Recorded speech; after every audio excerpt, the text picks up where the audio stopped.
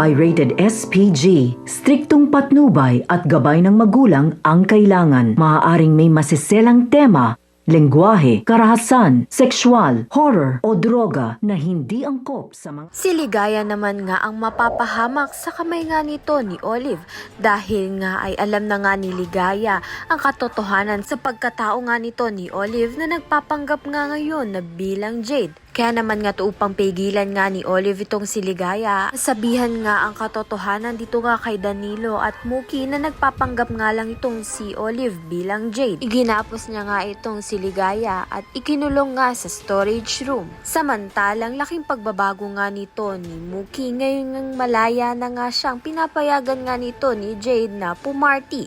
Ngunit makikita nga siya nito ni Emma na pumaparty nga itong si Muki at nagulat nga siya sa laking pagbabago nga dito kay Muki. Tuluyan na nga kayang masira ang buhay nga nito ni Muki.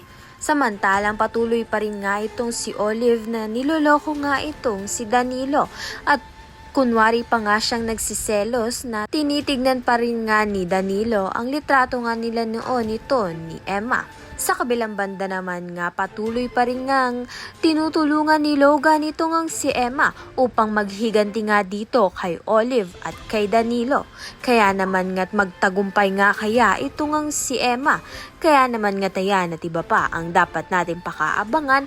Maraming salamat sa iyong panonood.